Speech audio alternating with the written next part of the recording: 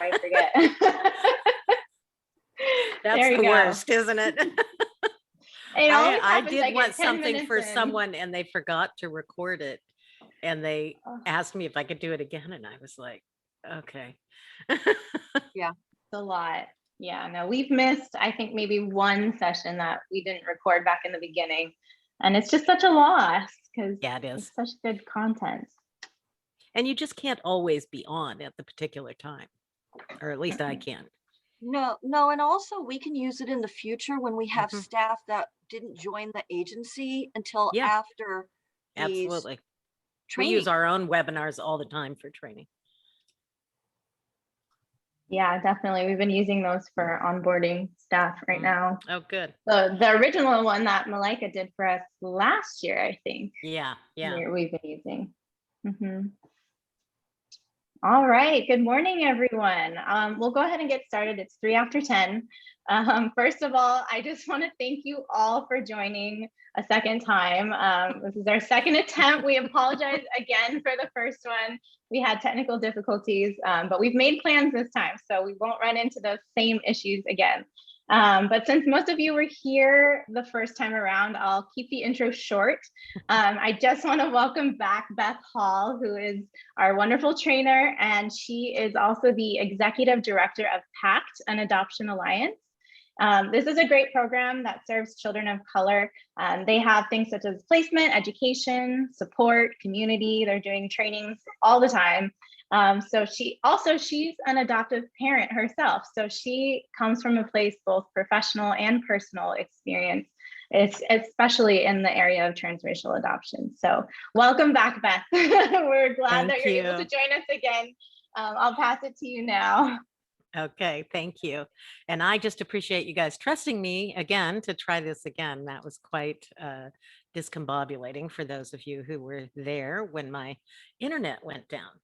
So we will have a fresh start here and have things go better.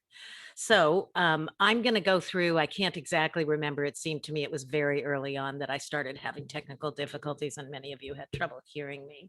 So here's what we're going to talk about today.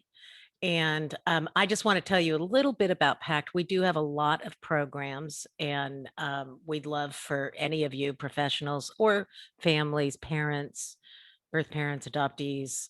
There's programs for all of those, particularly focused on people of color. We have the Adoptive Parent of Color Collaborative because we're convinced that adoptive parents of color are particularly underserved in adoption. But in truth, all of us in adoption are on a different track and often have trouble finding the support and education that we need. So appreciate the Children's Bureau for helping get that information out. It was interesting. I just the other day was on the phone with a whole bunch of, I had no idea, you guys down in LA, that of writers from a TV show that's on mainstream TV. It's a crime drama, and they're apparently doing a subplot with some of their characters on transracial adoption. So they wanted to ask questions, and there must have been 20 of them, which I had no idea there were so many writers on a single show. But they began with saying, well, this is a white couple. They are considering adoption, and they checked the box that they would adopt any race child. And but we feel like it's going to be a good thing because they're really woke. So I'm just going to, first of all, I don't use that term, and there's some purpose behind me not using that term. I'm white. I have adopted transracially, and I think that there's always room for growth. And when we're white, we live our experience, as when we're people of color or female, male, anything, right? We live our experience, and there's always room to grow. And I think the notion that somehow being aware is going to be enough is something that too often is conveyed to the public and sometimes to pre-adoptive parents and or even adoptive parents, and is actually not really useful to kids. So that's kind of my bias. This is a little bit about me. So I wrote a book and with the original co-founder of Pact, Gail Steinberg, and I. We've also done, and I'm going to talk a little bit about this below the surface. We got a federal grant many years ago. Oh, by the way, Michaela, you're going to still monitor the chat for me, right? And any questions, because I am Yes, just yeah. too old to multitask. So just be And I aware just, yeah, that I I will be often paying miss attention. chats, but I'm happy for you all to ask questions if needed. Michaela can read them to me or whatever. So just interrupt me if there's something that isn't making sense, because I think Yeah, that and I doesn't. also put in there that just a heads up, you're not going to be able to see yourself or hear yourself since this is a webinar. I know a lot of people are worried in the beginning that everyone can hear them, but we can't. So unless you raise your hand or you post in the chat where I can just unmute you, otherwise we're not going to hear you. So don't worry. Okay, sounds good. I like to show pictures of my family. I think this is where things got interrupted last time. I'm not sure. But here is my husband and myself 32 years ago. There's my daughter, who's now 32, who is Latinx. You'll see down here, this is our family maybe a few years ago. There's my son. There's my daughter, the same daughter. And here's my son, who's African American. So not only did we adopt transracially, we adopted two different race children, which is also complex, and we can talk about that. But I really like to show this picture. Maybe I should try to increase the size just a little bit. And the reason I like to show this, my son is asleep under a table somewhere. This was a family wedding. He just couldn't stay awake. But my daughter, I think, was 6 or 7 at the time of this wedding. And I just want you to look at who's surrounding her. This was my husband's family. And that's his brother. You can see my husband was in the wedding. I was in the wedding. One of his sisters, the bride, obviously, but everyone surrounding my daughter is white. And I just would ask that each of us kind of think about that experience. If you've had experiences of being the only in a group, this is her family. And that is her experience. She's an only there. Now, my son came along, and so they had one another, although they're different from one another. But this is the experience of transracial adoption that is, I think, we're being very naive if we think we don't need to address this with kids. So we need to figure out how to help parents or pre-adoptive parents, if that's the kind of training you're doing, or your clients in an ongoing way, to understand what is required in order to address these issues of race that are very visible both for the children and for the whole world. So again, my bias is that race matters. We are not post-racial, and hopefully in the last year and a half, you've all seen with the murder of George Floyd, the drama around that, how politicized this is. And but for children, it's lived experience, for human beings for that matter. So I think it's really important to be clear about that. We're going to talk about what it means to be racist or not a racist. I'll get to that in a minute. But it's my firm belief that a colorblind approach doesn't work. And it's also my firm belief that when you're doing training or work with families, if we don't talk about race, we are not going to address how to be anti-racist. You can't address anything you're not willing to acknowledge. For many of us, particularly those of us that are white, learning even how to talk about race is complex, sometimes feels dangerous, makes us nervous, which means we have to practice in order to be effective and really give that some thought. So that's kind of the premise from which I'm going to come. I will say that generally speaking, I try to avoid debates about whether or not race matters. There's a lot of evidence that it does. But for me, when I'm talking with adopters about it, the most important piece, I think the first training we did with you guys this year was a panel of transracial adoptees who told you in clear terms that race matters, right?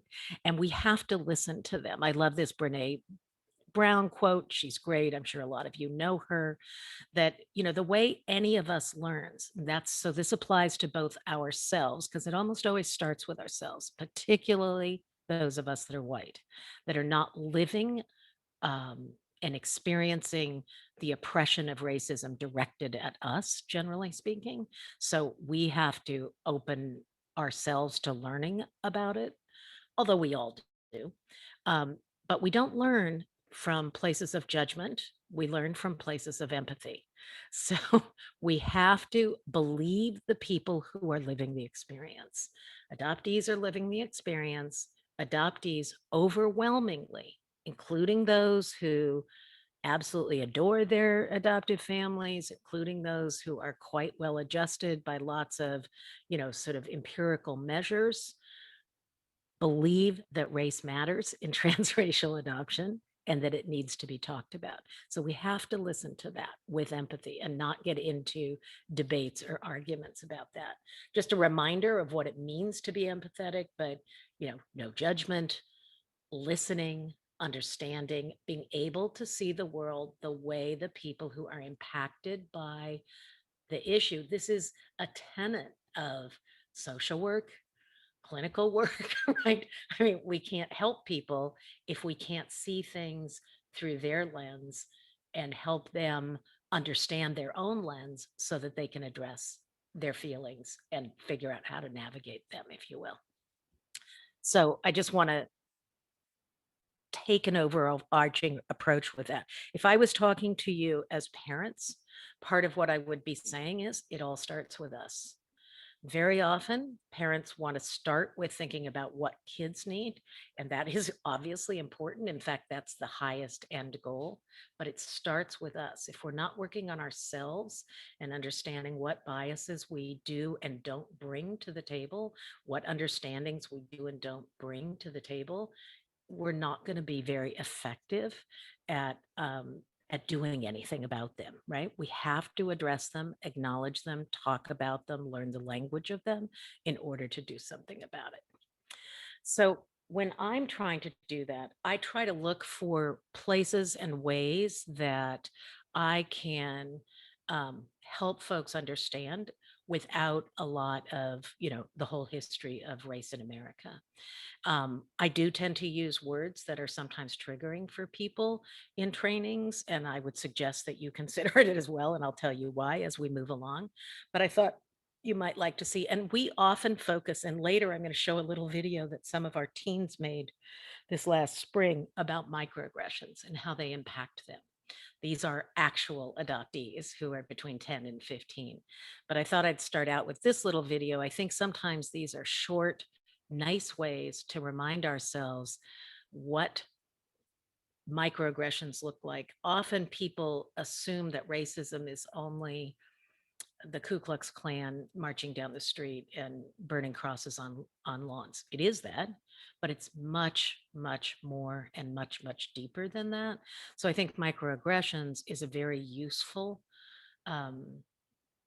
way to look at how we're impacted by what the world tells us.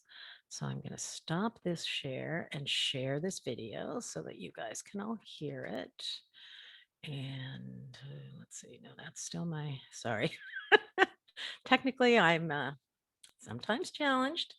Okay, share this. And can you see the microaggressions one here? Yes. Okay, so it'd be good if I could see it too, then I could play it for you all. Let's see here. Here it is. Okay, here we go. For people who still don't think that microaggressions are a problem, Oh, you're so well spoken. just imagine instead of being a stupid comment, a microaggression is a mosquito bite. Ugh, it's a compliment. Mosquito bites and their itch are one of nature's most annoying features. But if you're only bitten every once in a while, No, where are you really from? Cleveland? sure, it's annoying, but it's not that big a deal. The problem is that some people get bitten by mosquitoes a lot more than other people. I mean, a lot more.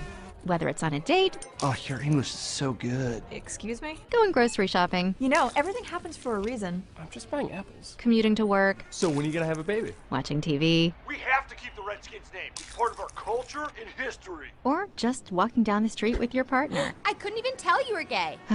Mosquitoes seem to pop up Do you everywhere. know John? Give me shopping advice. I love Cher too. And getting bit by mosquitoes every day, Can I touch your hair? multiple times a day, pretty. Can Can I touch it, hair, please? I want to touch it. Can I please? is annoying. And makes you want to go ballistic on those mosquitoes, which seems like a huge overreaction to people who only get bit every once in a while. It's just a mosquito bite. Who cares? Just another angry black woman. Of course, beyond just being annoying, some mosquitoes carry truly threatening diseases that can mess up your life for years. Astrophysics? Maybe you should try less challenging, Major. Ow, my dreams. And other mosquitoes carry strains that can even kill you. He looked like he was up to trouble, okay? I felt threatened. So next time you think someone's overreacting, just remember, some people experience mosquito bites all the time. You're all so exotic. Wow. And by mosquito bites, we mean microaggressions.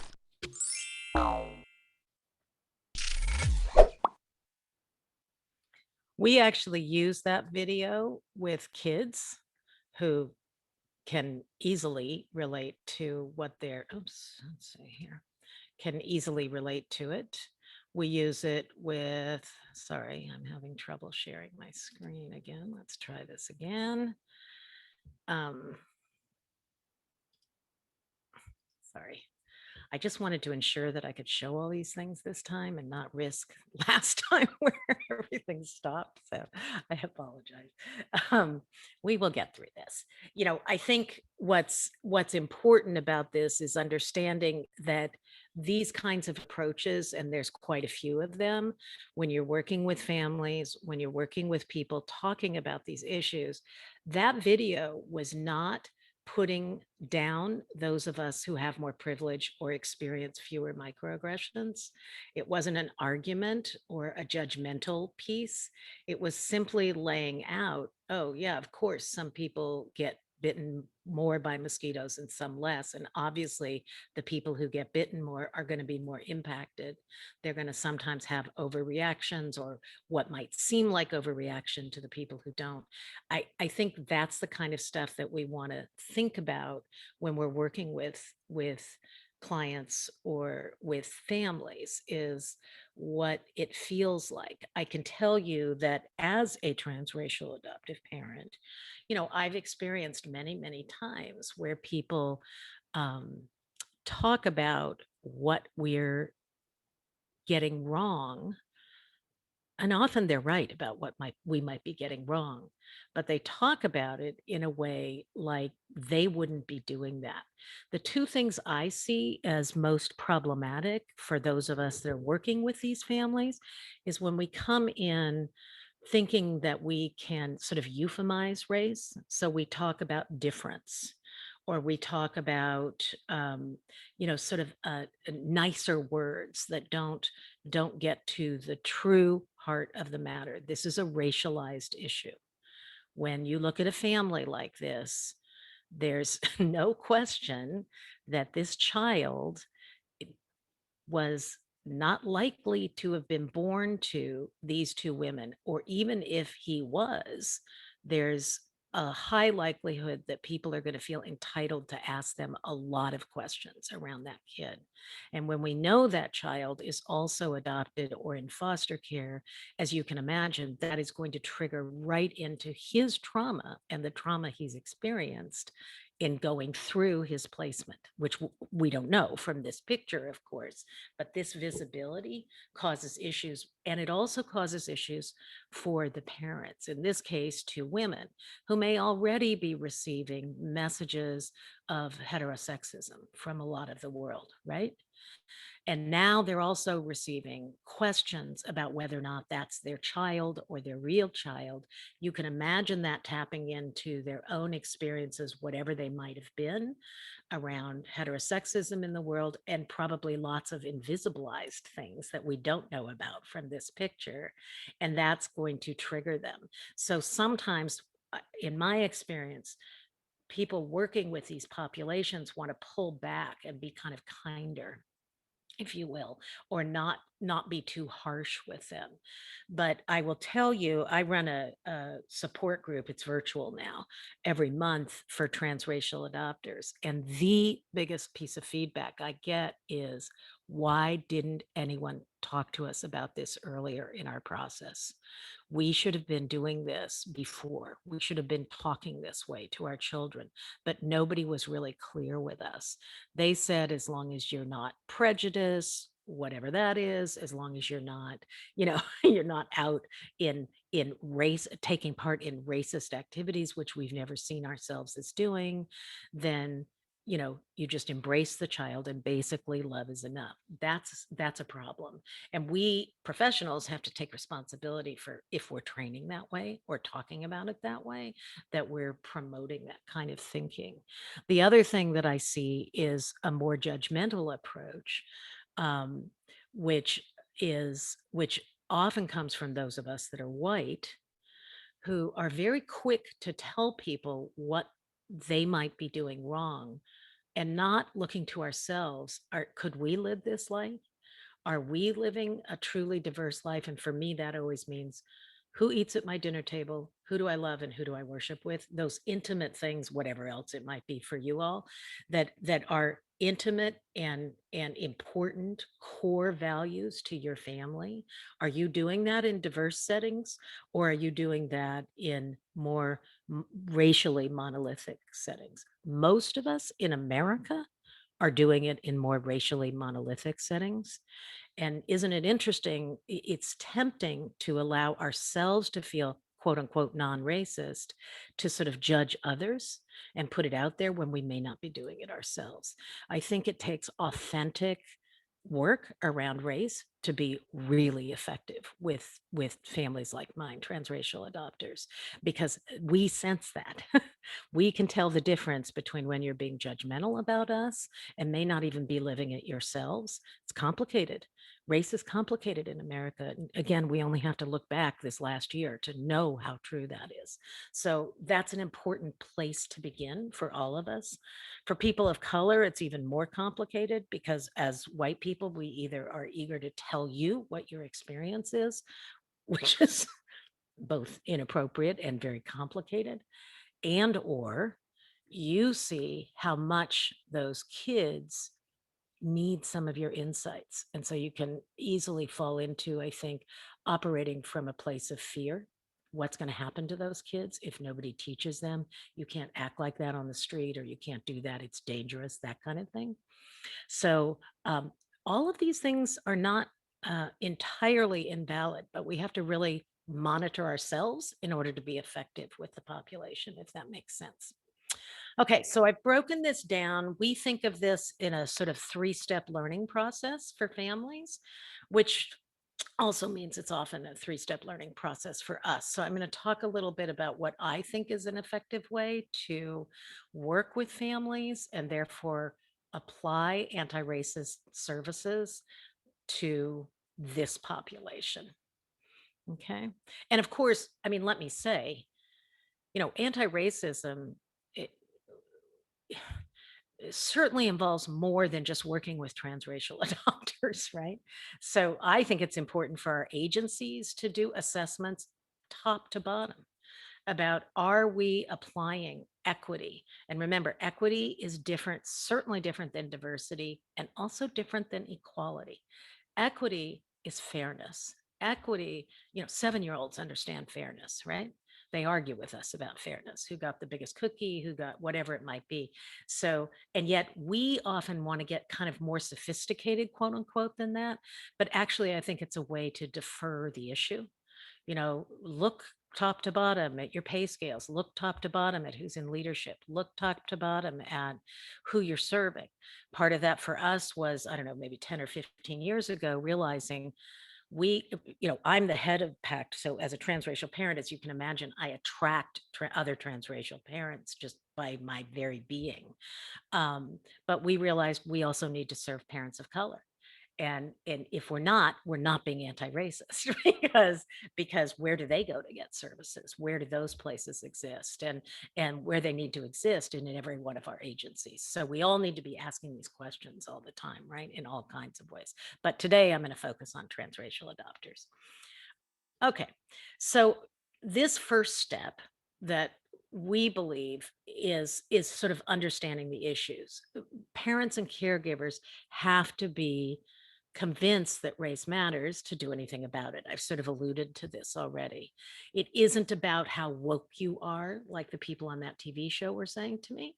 It isn't about what you think you understand in the world. I mean, that's fine. We often confuse being progressive or liberal with not being racist. That's not true either, right? None of those things. There's racism pretty much everywhere, institutionally as well as personally. So we have to understand that and understand what that is. And usually what that involves is finding ways to talk about it that it don't feel accusatory to people, but do tell the truth. Because most of us get defensive when we feel we're being accused of being some kind of blatant racist. That's not a term we want to embrace about ourselves, right? But again, we can't address things if we don't talk about them. And particularly for those of us that are white, we're often taught not to talk about it. And actually, in a lot of cultures and communities, it's something we don't talk about maybe at all, or we definitely don't talk about at work or in mixed company. And so we're all nervous when we do that. We're not sure how it's going to play out, if it might be to our detriment, which means we can't address it. And of course, what that means is that these parents and caregivers are not going to be effective with their children who absolutely need them to talk about it. I am going to touch on a little bit of some of the developmental stuff that happens for kids at various ages, but we have to lean into it's actually very much like adoption or foster care. We have to teach people, in order to overcome trauma, we have to teach parents and caregivers to lean into complexity, right? We have to lean into what the trauma has been. We have to learn how to talk about it in order to overcome it or develop resilience. The same thing is true in this context. So we must talk about it. So I went and I was asked to speak at a keynote once on the East Coast. And a little bit beforehand, they called me and said, we're kind of I sent them my PowerPoint, and they were worried because I was going to talk so much about race, and couldn't I talk more about difference? And I mean, I don't know why they hired me, because I don't do that, but I'm sure I don't know if they regretted it afterwards or not, but we can't do that. That's a euphemism that sort of allows us not to be accountable, if you will, with what's actually going on for kids. Kids are concrete thinkers. They see the difference in race. And for most transracial adoptees, they understand race and adoption as the same thing when they're young. Because they're concrete thinkers, how do people ask them if they're adopted? They say, are those your parents? Because you don't look like them. You see the way their race and their adoption are conflated for them.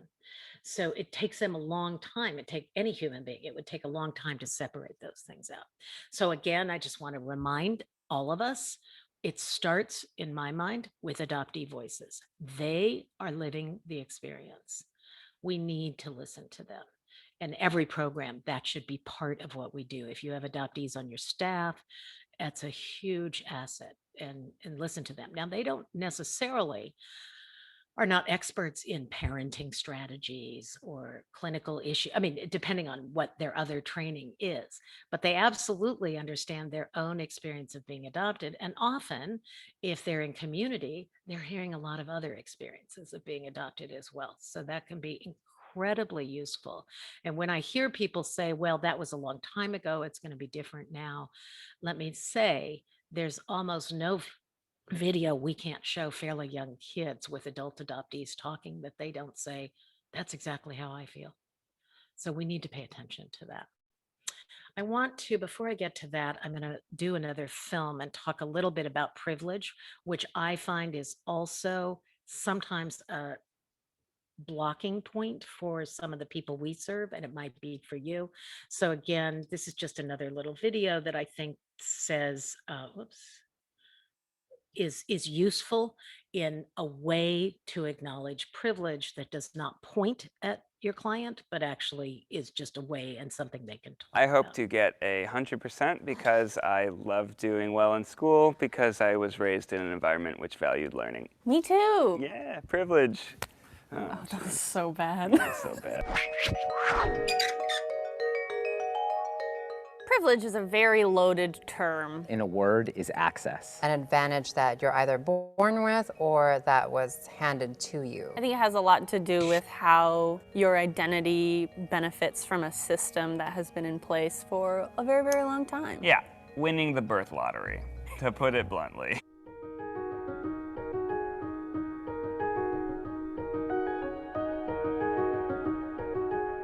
I have no idea how we're going to compare to each other. I'm white, but I'm also Native American.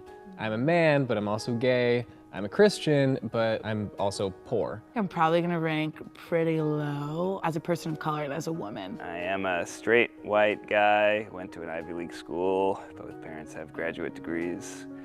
And you wear polo tees? I feel super privileged, and I don't know how to talk about it, which is why I'm forcing myself to be in this video. Being a person of intersectional identities, if it's not the Asian side of me, it's the female side of me or the queer side of me. I'm a middle-class white person. I expect to be very privileged. I don't think I'll be surprised at where I land, or what you see is not necessarily what you get with me. I think I'd probably be in like the middle upper. Maybe in the middle as a woman of trans experience and as a woman of Asian American background, like 50-50. I'm excited to play the Oppression Olympics and see what medal I get.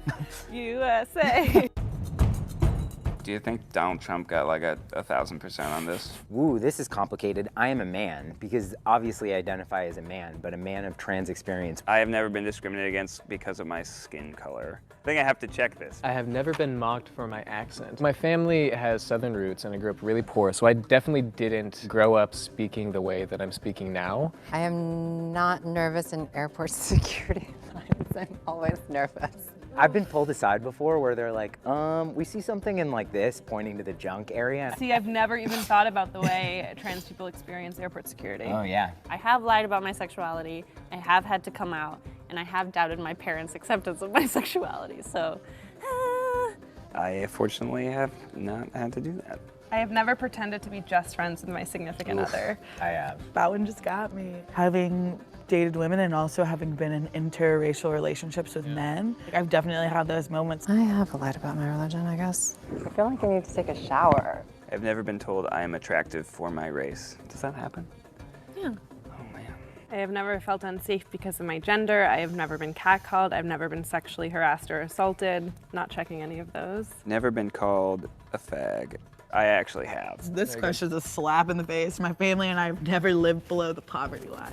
I just rub it in. I don't know how I expected this to go, but it's a lot of check marks. I have worked as a waiter, barista, bartender, or salesperson. In fact, I've worked all 4 of those jobs. I was a barista. I worked at my aunt's restaurant for one weekend. I have never attempted suicide. I've never been depressed. Like, all that just kind of hits a little too close to home. Not having student loans is the thing I feel luckiest about my life. Thanks, Mom and Dad. Thanks, Mom and Dad. Yeah. I do not rely on public transportation. See, you don't think about public transportation when you think about privilege. I knew that I was privileged, but this survey is making me think of a lot of things that I don't actually think about on a daily basis. I've never lied about my ethnicity as self-defense. I absolutely have, and I get away with it because I'm biracial. I consider myself to be physically attractive. Is that something that like is easy to check? I checked that easily. Really? Yeah. I didn't check it. Really? I consider myself to be physically attractive. Yeah. I've never been violently threatened for my religious beliefs. I never have. And it immediately made me like want to cry, because it's like, as I speak this sentence, that's happening to people. I was not bullied as a child for any of my identities. I mean, yes, I was. What? Being smaller. Ooh. Does anyone have some joints for after this? Because like, or a good pillow that I could hold and cry?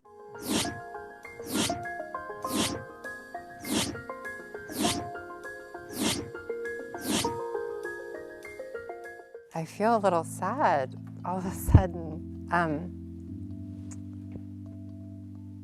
because there were just so many things I couldn't check.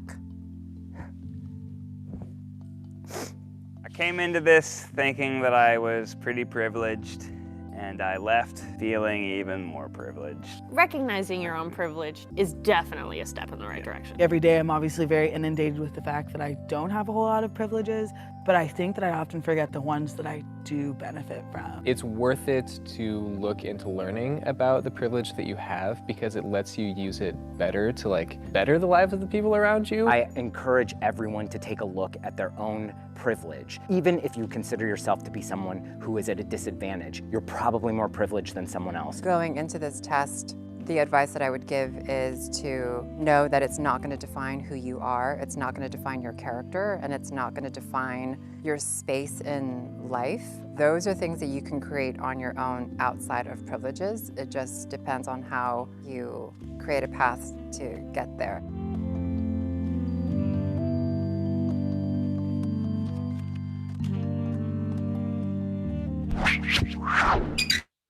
So you can actually take that test. It's something called on BuzzFeed, whatever that is.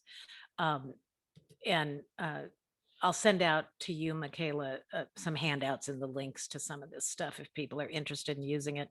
One of the things that we often do with that is to, let's see, where do I have this? Is to use it to, we ask parents to do, you probably, many of you done a privilege walk or something where you stand up, sit down, if this applies to you. We ask them to do it for themselves. And then we ask them to do it for their children or the children they imagine that they might have if they adopt transracially.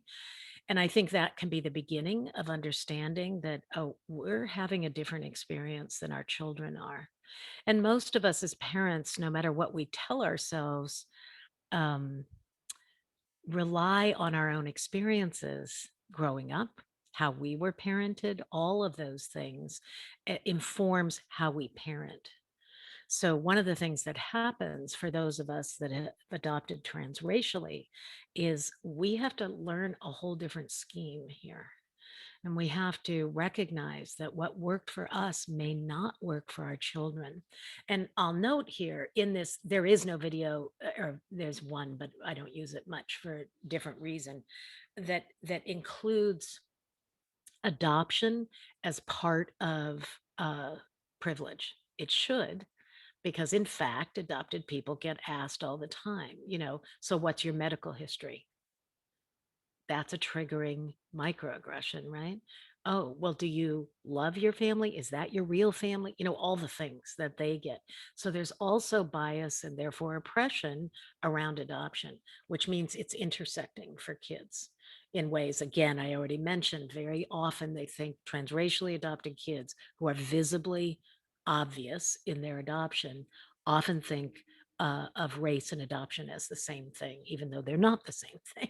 And both need to be teased out. And it can sometimes take, in some of our groups for adult adoptees, it can take well into adulthood before they tease that out. It's just so embedded in their experience that it's hard. And race is so often the identity that people are responding to, but partly in the context of adoption. So it's hard to separate out. So each is complicated, and now they're they're conflated in a way that makes it, of course, that much more complicated to do. So part of what we're doing here, remember, in this first section, it's understanding the issues, right? So part of understanding the issues is coming to believe them and understand what the issues are. In my experience, a lot of us that are transracially adopting do begin by talking about race, but often, and it may be in the context, just like on that TV show where they said they checked, oh, I'm open to any race child. I think my husband and I said something along the lines of, oh, we're open to any child. We don't care. They can be black, brown, green, purple. Well, let me just mention, just that statement alone is embedded in a racist viewpoint from my point of view now. There are no green and purple people. There are black and brown people. And it's a way of sort of making it into this rainbow thing that often can look like unicorns and rainbows, right? The same way sometimes people talk about adoption as an all positive thing. If we don't talk about the complexity, the fact that it can hold both great joy, but also great loss, we are not going to be effective working with kids and adults who've experienced it. And we're not going to be effective at helping parents to become effective because they're going to focus on one side of it, which is often our side. I mean, nothing better ever happened to me in my life than adopting the children I adopted. I feel very fortunate for that. But that's not their experience. They lost something to get us. And if I don't remember that, I'm not going to help them address that. And they have to address it. It's the same thing with race, right? So I always like to use strong words when training. I love this. I'm going to talk a little bit more about Ibram Kendi, who has sort of coined the phrase anti-racist and what that means and why that's important. But we need to, address that racism is a system that creates inequity. Our country is based on those inequities. Remember, Black people in particular, not only were not allowed to vote when we created our country, they were slaves when we created our country. That this is white people created the country and made it so Black people did not have the same rights. And in fact, many people of color didn't. Some weren't here yet. Others lost all the land that was theirs, right? I mean, there's lots of directions we could take this in, but it's really important to acknowledge that. And that created a system that is our system. And there's still vestiges of that. That doesn't make every one of us that's white bad. It doesn't make every one of you that's a person of color good. It just is. It's history. And if we try to ignore it, we're likely to repeat it. If we look at it and learn from it, we can change things. So that's the attitude I try to take with people when talking about this. So we already looked at this. Another term I use a lot is white supremacy. This is a term that has made me uncomfortable over the years. When I first sort of confronted it, I am white. I don't love the idea of having to acknowledge that I sit on the top of a particular privilege ladder. I don't sit on the top of every one, but I do sit on the top of a racial one. And it makes me uncomfortable because it's not intentional on my part. But that's not what it's about. It's about the way in which the system works to my advantage and does not work to the advantage of my children. If I'm not aware of that and addressing that all the time and training myself to see that, how am I going to help them not buy into that notion and therefore self-degradation or whatever because they don't feel as good as a white person? It's very common, by the way, for transracially adopted youth, starting at around 3 or 4. So it's very young for them to start saying things to their parents or to others that they wish they were white. That's especially complicated when, and by the way, they aren't the only ones. It's not uncommon for, the doll tests and all those things that have been done over the years show that many children of color internalize that white is better. But it's very problematic when that is their number one important adult in their life is also white, because then they really want to be that, and it can easily turn into a kind of internalized racism. In other words, not feeling good about themselves and who they are. So we have to work double time to overcome that when we white people are the ones, or, of course, there's some transracial adopters who are people of color themselves and have adopted across racial lines. And that's complicated too. Often those people will understand certain things about race that I might not as a white person, but we have to then become honest about the racial hierarchy that exists. So in our country, a lot of times racism is talked about in black-white terms. There's a lot of anti-Black racism, but there's also anti-Asian, anti-Latino, immigrant, anti all kinds of things, right? So we have to look at all of that and recognize, but there is a hierarchy. Who's safer walking down the street? Well, part of that depends on where you are. Part of it depends on what time it is, right? I mean, what's going on in the country at the time. Obviously, it's become far more unsafe for Asians since the pandemic. And that has to do with things that are being said about COVID, right? and associating it with being Asian. So that kind of stuff all plays into that. So we have to think about that. So we need to use these terms with people and help them begin to embrace that this is not a personal attack, but it is one of the issues on the table.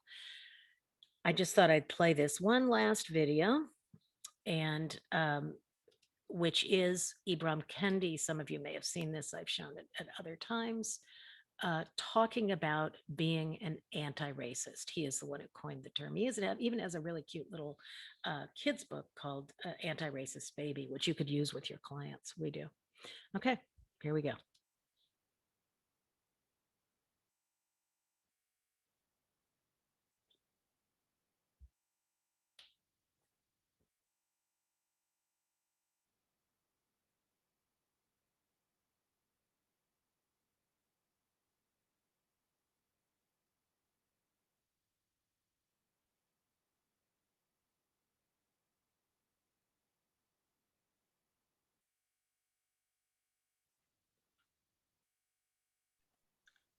Beth, I don't see anything.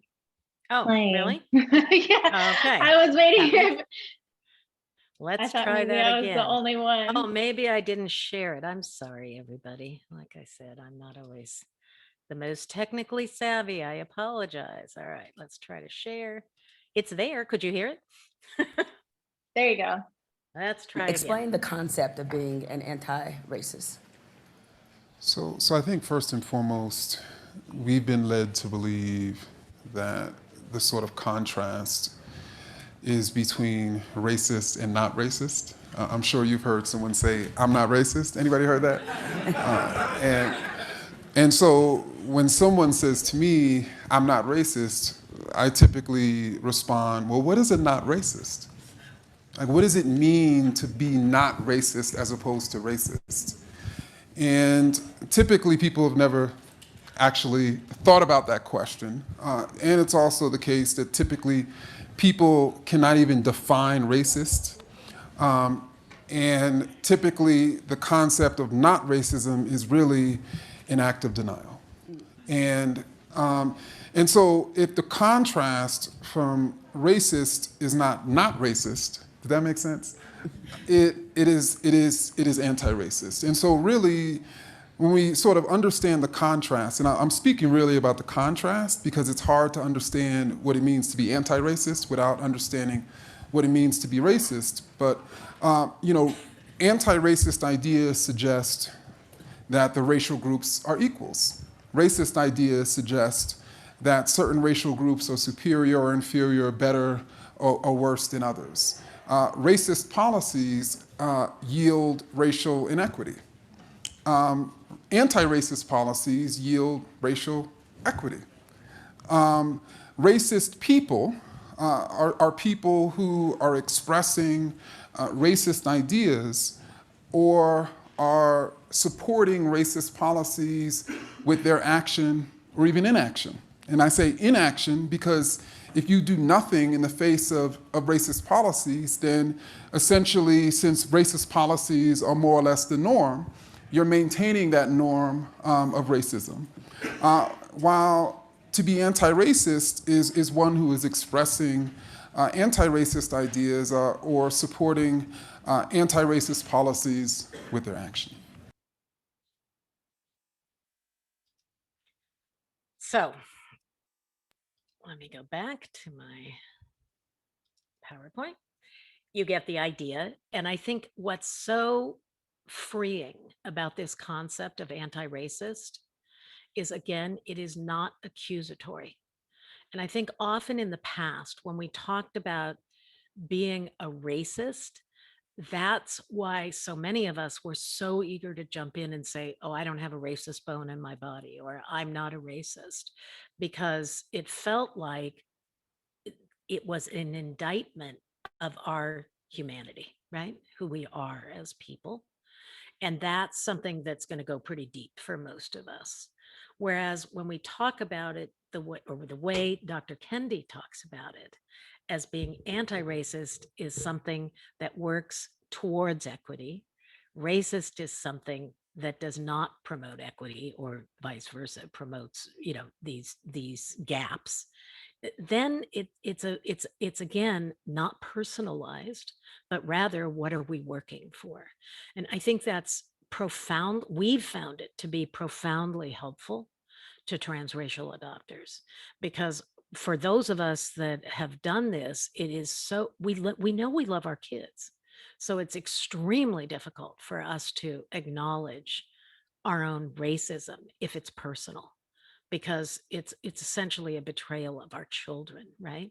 But to acknowledge systemic things like, wow, I never realized that, whatever it might be, that I live near, good public transportation, good schools by living in a whiter neighborhood than I do if I live in a neighborhood that is more populated with more people of color. That's not just about me personally. That's starting to look at systems. And it means that I can be more empowered to recognize those things and think about what I'm going to do about that.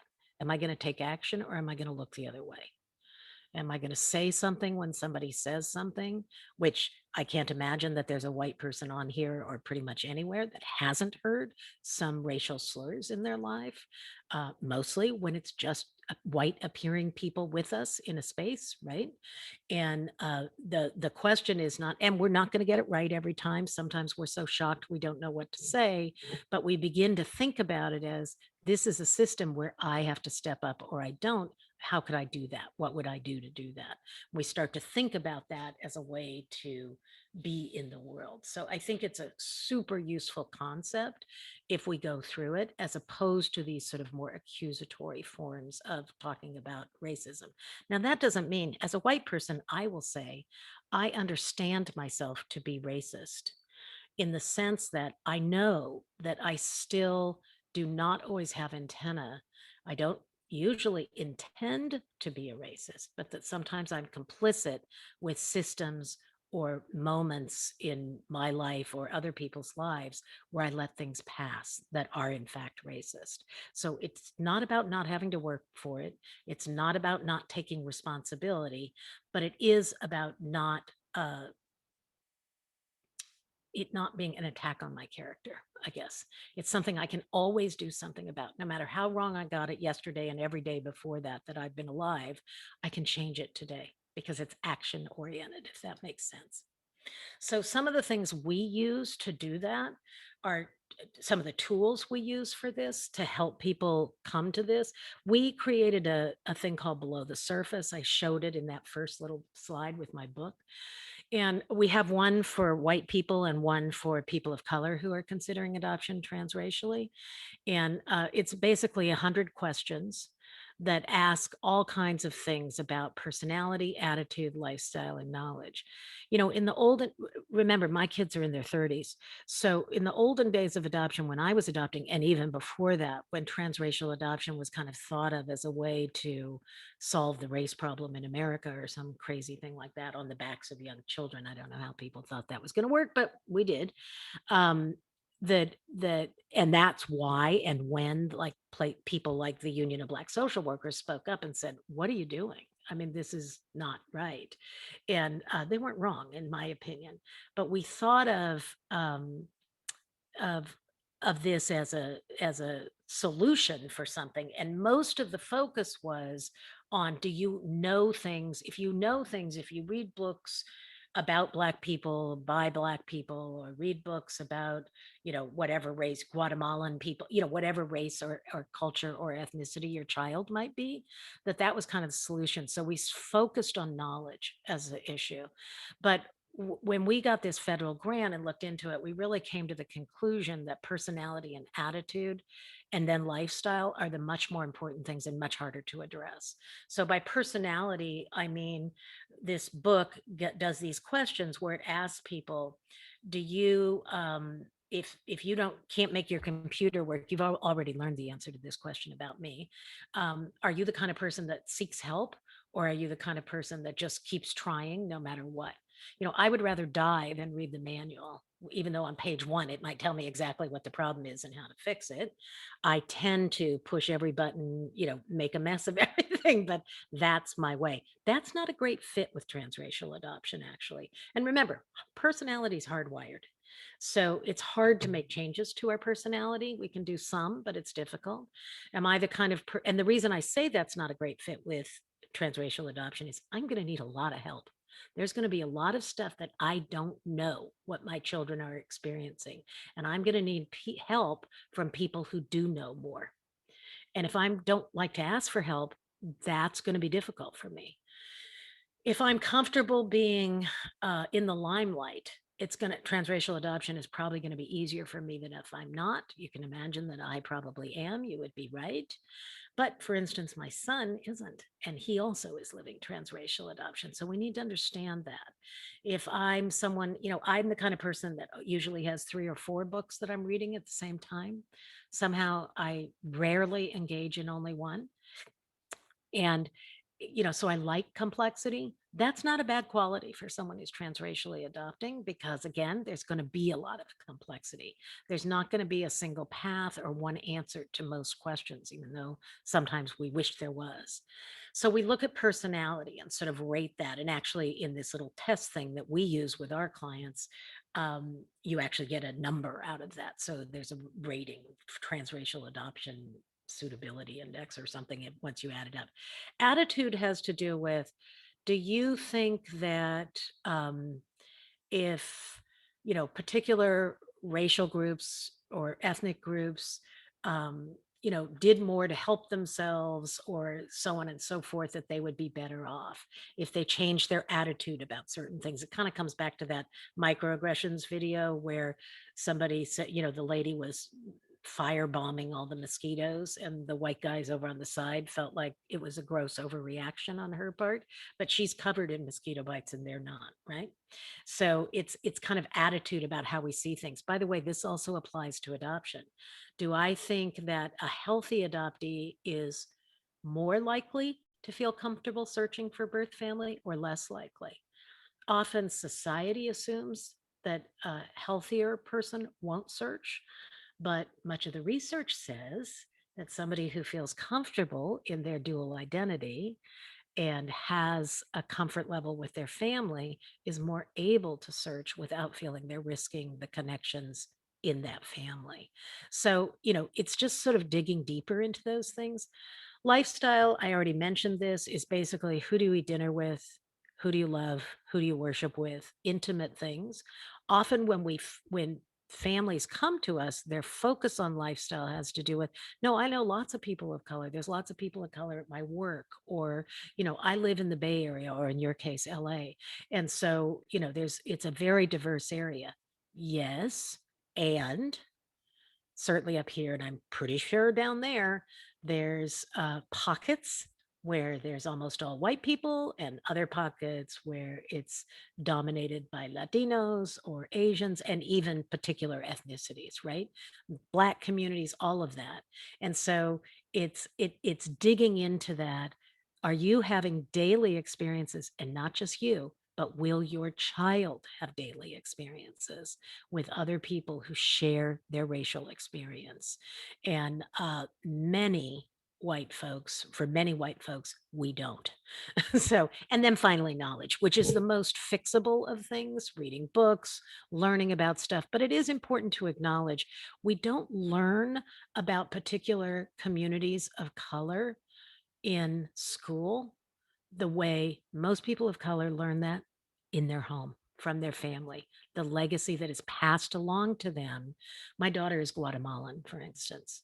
I guarantee you, if they ever mentioned Guatemala in her entire school career, most of it was when she decided to do a report on a country, and she would choose the country of her ancestors, right? She was born here, but that kind of thing. It was not a common thing, whereas obviously the United States was, and a lot of European countries were, right? We learn about certain ethnic groups and certain countries and not others. So we tend to have a Eurocentric, white dominant pedagogy of curriculum in most schools, even these days. And that's complicated for people of color who therefore are not represented, right? So we want to think about that and help people think about that. We find it useful for people to do this. And often we'll have a 1 or 2 hour easily discussion with them about what they learned from this. There's no secrets in this test. It's just a way of helping them to dig deeper. So, if I ask them a question about, well, are you racist? Pretty much everyone's going to say no, or I try not to be, or whatever they're going to say. But if we get into some of these things, it's another way to talk about it. I will say for this section, we believe that the burden of, and I firmly believe this, that the burden of educating white people begins with those of us who are white. And sometimes I see institutions that send people of color in to do this early education, and I consider this pretty early education. In other words, let's talk about it, let's use these words, let's learn how to talk about it, and ask people of color to do that. And I think that's a real burden, because that really does lead to defensiveness on the part of white people. It's one thing if I'm talking to white people about my own racism, about my own experiences with privilege, versus somebody who has a different experience. For me, it would be like, a man that talks to me about being feminist, or about, it's not that there certainly can be feminist men, right? But if I don't know you and I'm in a room where the educator is a man talking about women's issues, you're going to have a harder road to convince me. I'm going to be suspicious that you don't understand the experience. So I think there's huge advantage to starting our trainings and our work with people, with white people who can say, I get it, I'm living it too. And I think that can go a long way to helping people acknowledge privilege, not take it as a personal attack, but begin to think about it in a more of a systemic way, and therefore how it's going to impact their children.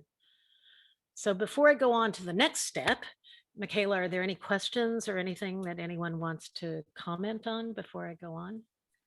No questions on the chat, but if anyone does want to ask a question now, you can always raise your hand, or you can type in the chat directly to me or to everyone. So I'll keep an eye out for any raised hands. And I'm just going to keep plowing forward, right? We're not taking a break. Okay.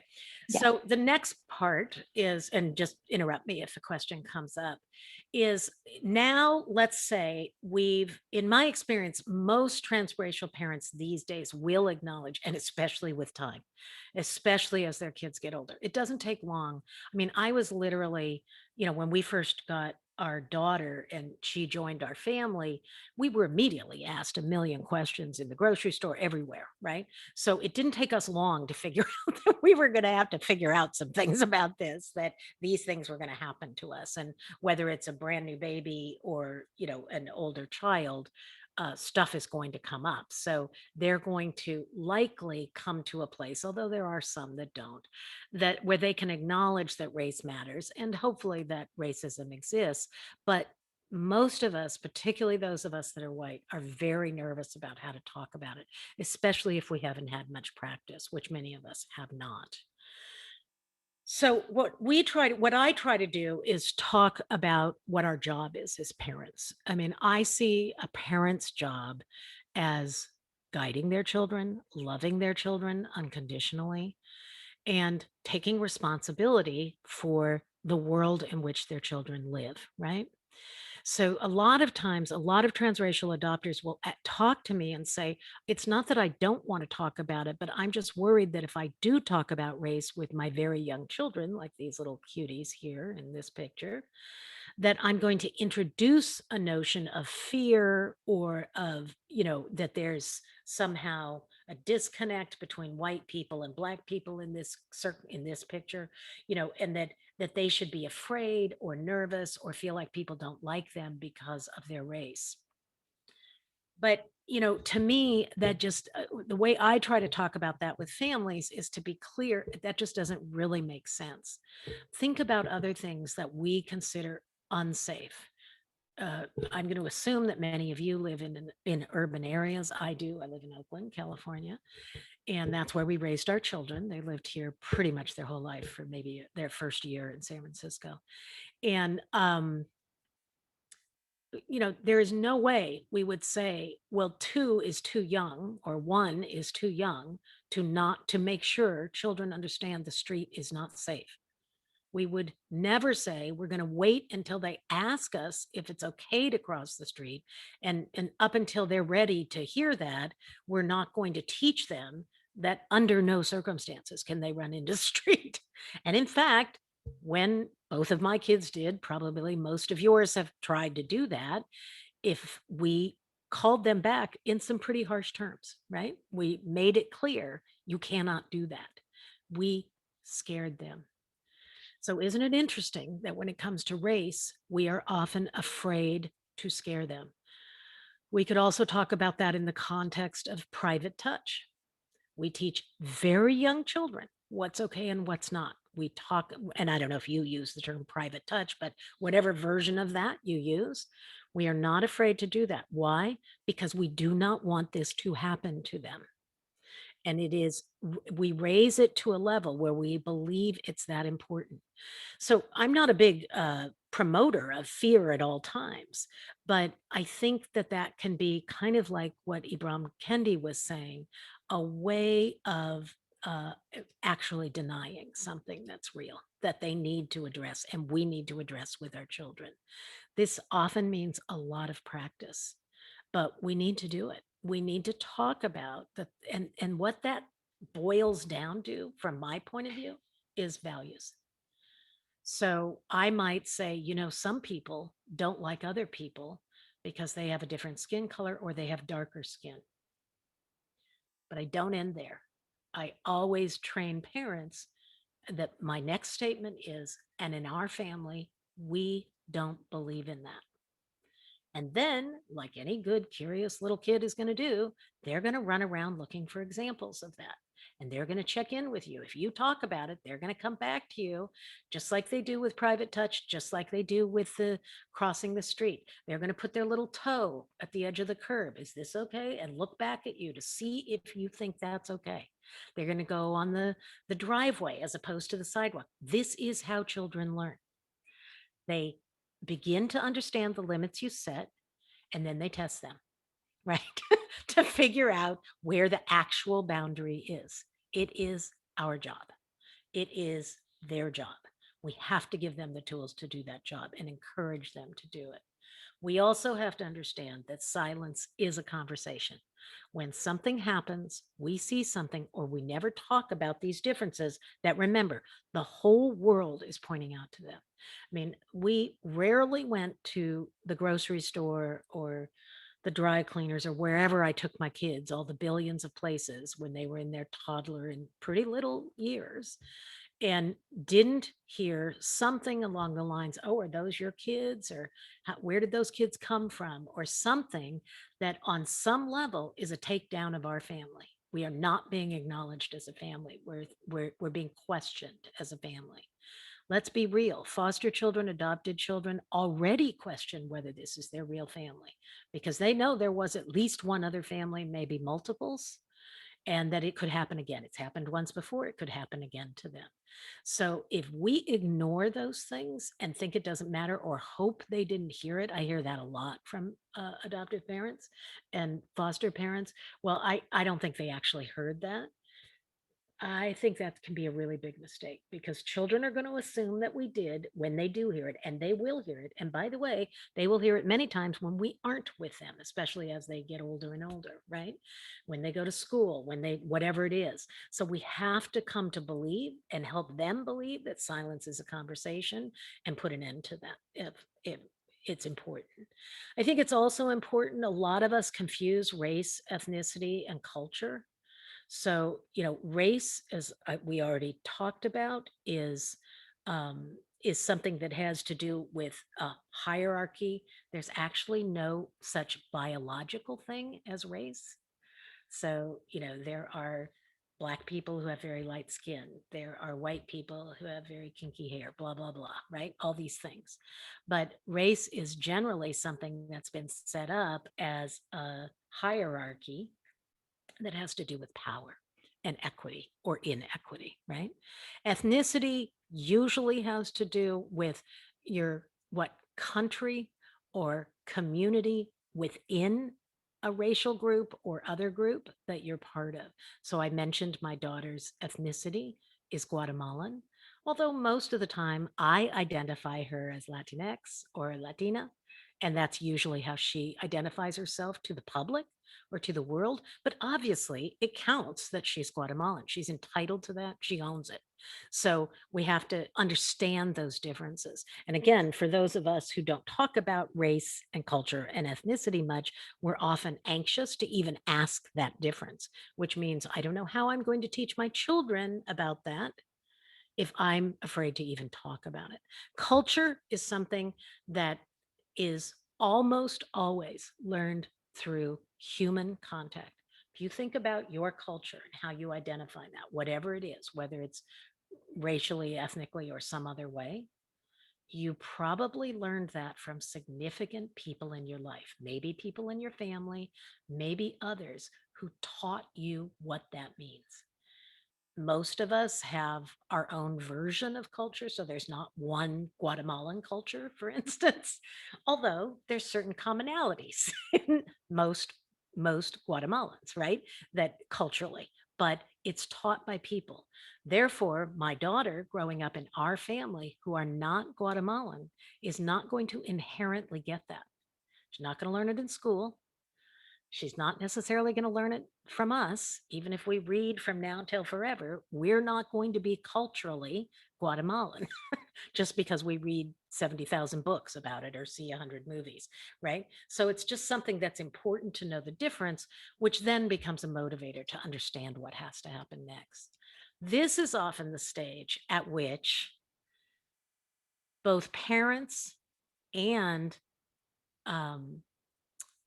the adopted kids understand, oh, I actually need to talk to people of color. Do you guys all know the term BIPOC? So it's Black, Indigenous, and other people of color.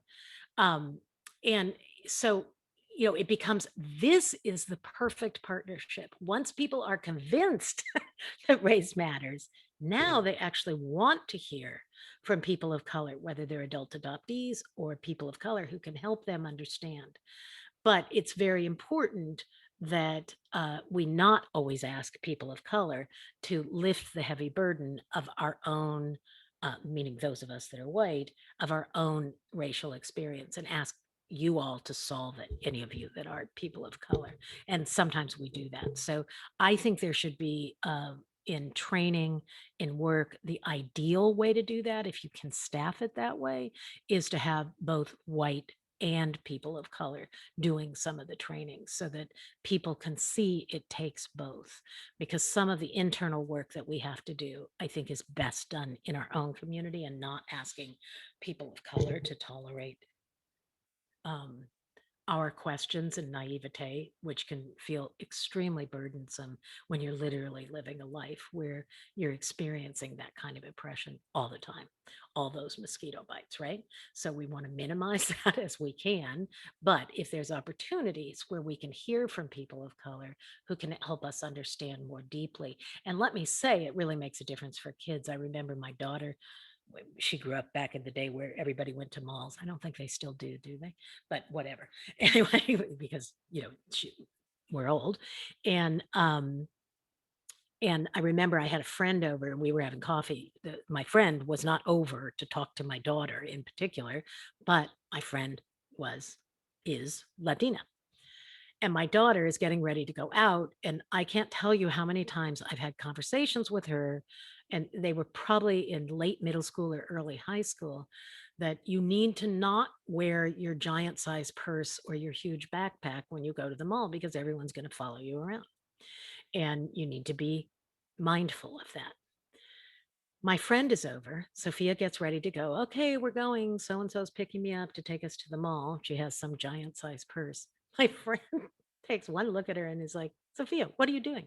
Go back and get a little purse. You can't go to the mall with that. That was the last time my daughter did that.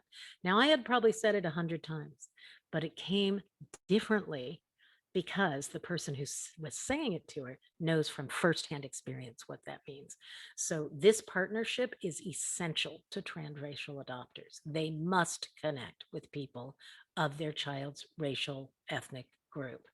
And so that's important. And again, it will benefit their children hugely. So the third step in the learning process for them is learning the tools. Are we still good, Michaela? I thought it might be fun if you guys are interested. I have one more video I could share. This is a video that to come back to some of that stuff about microaggressions and why I think they're useful to focus on with families and eventually with kids. This is something we did with our kids just this last spring in our youth clubs. We have youth clubs, you can see ages 10 to 18. I think the kids in this are mostly 10 to 15 or 16. And they talked a lot about microaggressions. They watched that mosquito video. They worked with their mentors, all of whom are people of color, most of whom are either former foster youth or adopted themselves, and talked a lot about their experiences. Some of the kids in these groups are growing up very isolated racially. Others are growing up much less isolated, but they're all really ready to talk about this stuff. So we asked them to think about what kinds of microaggressions do you experience? And I thought you guys might get a kick out of seeing this.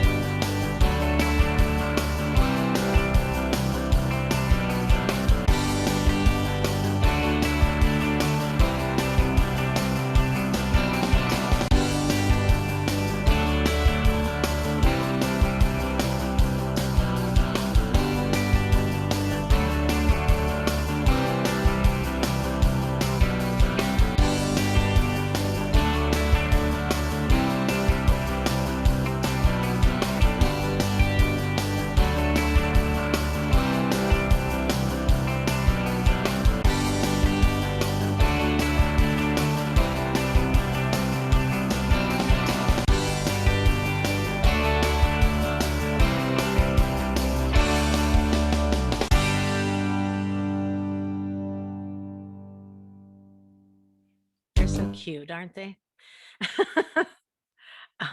Oops, can you still hear the music? I can't. Oh, there, okay.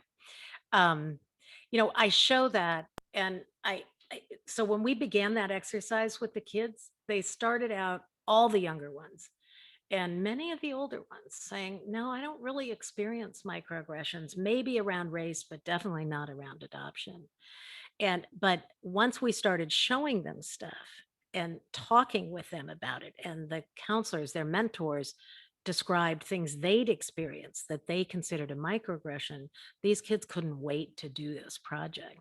And in fact, the one sort of requirement, they all agreed, of course, their parents did too, that we could show it, but we had to promise that we would show it not only to other parents so they would know what their kids are going through, but also to teachers, to social workers, to therapists, because they don't feel like anyone talks to them about this stuff. So I just take that as a reminder to myself of what I need to be doing, right? And why they let us do that. So a lot of times what happens then now, okay, we're convinced, okay, we've learned some of the language about how to talk about this. And now what we hear from parents all the time is, but I don't know how to make these connections. Now, we might say, well, how do you make friends? How do you do things? Part of it's proximity, isn't it? Part of it, we have to be around people that would be people who share our, so if kids are growing up in completely isolated, racially isolated places, or what one of our mentors calls it with the kids, minimally diverse areas, right? Meaning, she grew up in a small town up in Northern California that was pretty much all white, so she had no role models, right? She had no one to talk to, nor did her parents. But that's just the beginning, because then we have to actually connect with people, and connecting in those intimate ways we talked about. So I thought it might be useful for me to go through in this section, and then we can get into, if you guys want to, a little bit about sort of what we do developmentally with, depending on the age of the kids we're talking about. But some of the things, that pitfalls that we see, is there's often what I call a developmental disconnect in these families. So as a white adoptive parent, we see a lot of those parents sort of waking up to race sometime during the school age years, often 8, 9, 10. They're starting to see maybe some bias in their kids' school, starting to see that their child's self-esteem is going down, particularly if they're isolated.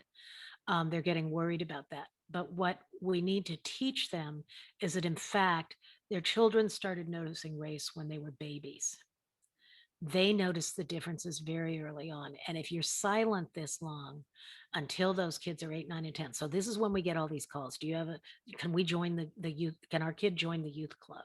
Can we, we need to make more connections. We haven't done that. Well, today is always better than not doing anything if you're in that circumstance. And so you have to start where you are. But what we really want to do is help families understand this is the work you need to be doing from the very beginning.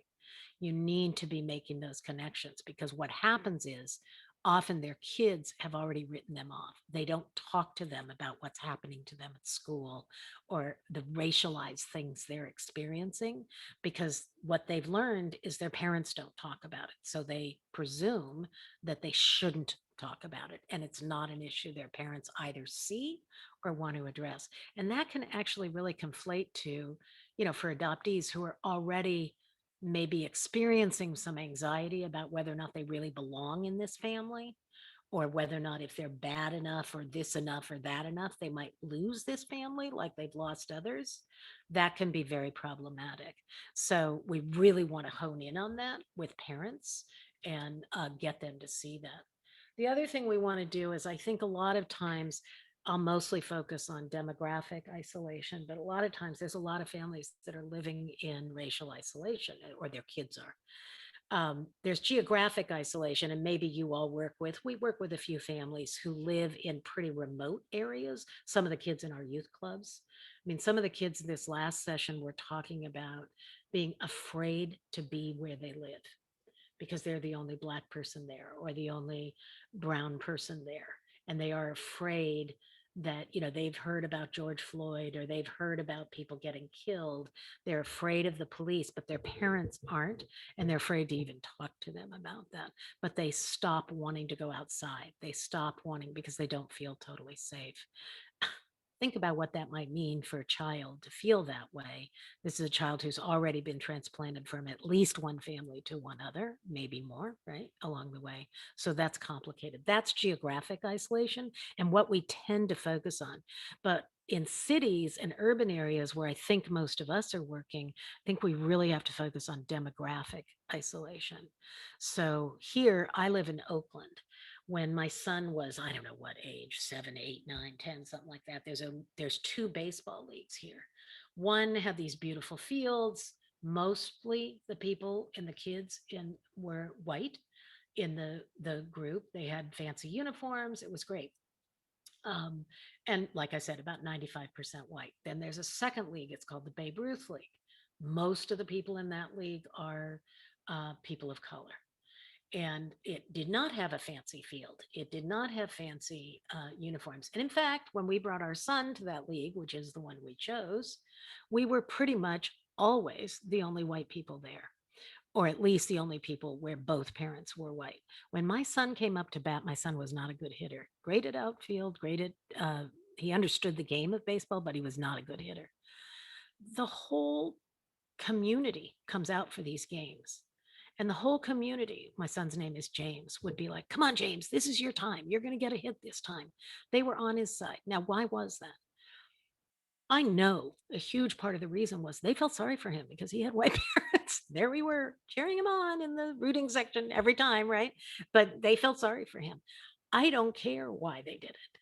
Because what I saw is every time they did that, my son puffed out his chest a little bit more and he really tried to hit and do good. He needed that affirmation. And often parents are not making those choices. They don't feel they fit there. There was not a time when we had a parent meeting when everyone didn't turn to me to see if I would help with fundraising or if I would sell the candy bars or whatever it was we were supposed to do. And believe me, I said yes every time because I watched what they did for my son that I could not do without them. We needed to be there. And I think we really have to help families see that and understand that I call that demographic isolation, where I can live in Oakland, California, a pretty diverse place with a pretty significant Black community and Latino community for that matter. But I was talking about our son and still be very racially isolated in the neighborhood we choose, in the schools we choose, in the places of worship, the community centers, whatever it might be. We need to help these families understand that they need to make different choices for their children. Other kinds of common challenges are it's very common in adult adoptee groups for adult adoptees to talk about what are the 2 or 3. I don't know if you guys heard this in the panel that we did, but I bet you did.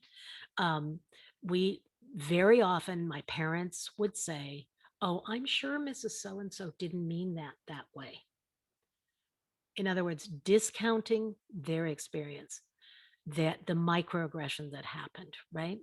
The problem with doing that is twofold, actually. Obviously, that hurts them, but it also undermines their own antenna for what's safe and who's safe. And they need that. They need to develop that antenna. They need to listen to their internal barometer of I'm in a place that may not be safe for me right now, and I need to either find allies or leave, right? I need to increase my safety factor. And if we undermine them by not believing them, we are undermining their ability to stay safe. And in this world where race matters so very much, it is essential that they learn to recognize that. It is not always safe for my son, who is a Black man, to be pulled over for speeding in the way it can be for me. Both of us, something terrible could happen or nothing could happen, but the risk factors to him are greater, right? So we have to help them know that. Often we think of a rainbow family. Here's a rainbow family. You can see a whole bunch of different race kids in there. It's exactly what I did in my family with my 2 kids. that's a real challenge. I don't know exactly how we thought we were going to connect meaningfully and intimately to both the Latino community or the Guatemalan community and the Black community for our son. They each needed that. Did they relate to certain things in the same way? Sure, they did. But we also made it harder. It was very easy as white people to feel like, oh, yeah, remember, we can love anyone, including a green or purple child that doesn't exist. That's a function of what we did by adopting two different race kids. Would have been better for them retrospect. Of course, we love them both, but retrospectively, we would have had an easier time if they were from the same racial community so that we could connect to one community more deeply rather than having to split ourselves. I very rarely hear people talking about that. In fact, some people go even further and suggest that it might be easier to adopt biracial children than fully Black or fully Latino or whatever children for white people. And I fundamentally disagree. Being biracial in this world is complicated in and of itself. To have racial ambiguity on top of, for adoptees, sort of birth ambiguity, if you will, which family do I really belong with? Do I authentically feel part of, that sense of belonging? To add to that racial ambiguity is not necessarily easier. In fact, I think it's harder. And often when that happens, those white parents that have adopted may think that they are sort of half connected to their child because they're half white. But biracial people do not walk down the street with a sign on their forehead that says I'm part white. So 50% of the time treat me like I'm white and 50% whatever their other race or ethnic group is. And that's just a gross misunderstanding of racial realities in the world. So we need to understand that that's actually more complicated because now you have to help kids. You saw how many of those kids, what are you? Those kids that look racially ambiguous. That becomes even more of a complexity for them, right? Because they're trying to acknowledge the truth, but not. And then finally, I've already talked about diversity versus equity, but visible differences are also important. We get asked questions all the time. So you need to be practicing with your clients how to respond to those questions. And those responses need to include the child's right to privacy. They do not owe every adult or every human who chooses to ask an invasive question an answer. My children have witnessed many times questions in the grocery store like, how much did they cost? Did their mother do drugs? These are inappropriate questions and need to be responded to as such. And many, many of our families need practice to be able to learn to do that because they tend to respond or be so discombobulated by the answer. But that too is delivering a message to their child. So we have to be careful about that. So in this third section, the other thing I think is super important that I haven't talked much about, but we really have to think about is one of the things that happens is a lot of times those of us that aren't a member of the racial group, those of us that are white or whatever race, and let's say we have a Black child or whatever race our child is, we tend to see the things that make us frightened. Like my son not having to think about what's going to happen if he gets stopped by the police. That's a real thing. We need to have that conversation with him. But what he also is entitled to that he's not going to get from us because we don't know it is the history of resilience in the Black community that is communicated through being part of that community in an authentic way, in an intimate way, in understanding that this community has been put down and treated unfairly for years. And it has made them stronger. They have created amazing forms of music to push back on the wrongs that have happened to them. They have fought back against oppression in the civil rights movement and what's happening right now every time somebody gets killed, right? You see people standing up and saying, we're not giving up. You can't stop us. That resilience is absolutely essential to kids.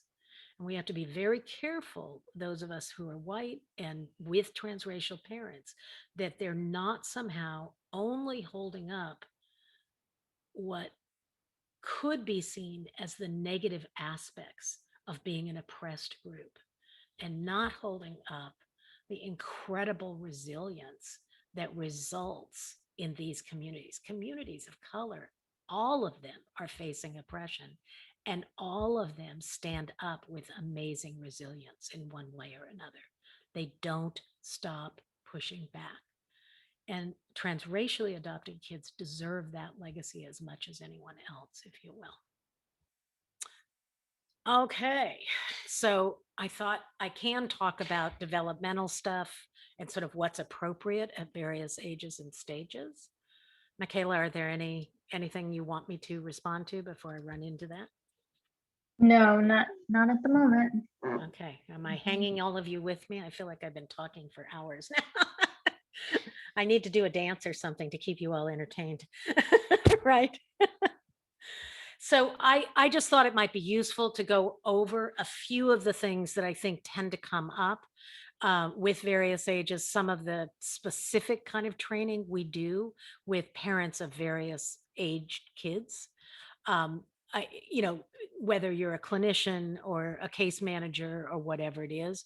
Of course, if you're a case manager and there's a placement going on or there's been a high amount of trauma, you have to remind yourself naturally that these children may have regressed some. So although they may be you know, chronologically 9, they might actually be taking in the world at a 4-year-old level or something like that. So some of these things are a bit fluid.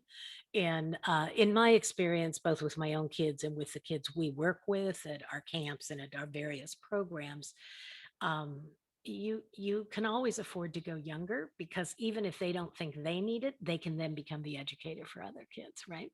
Because they'll own it. So I think it's important to make sure they have the underpinnings of the first stuff before you move on and assume that they all understand the stuff that we might consider more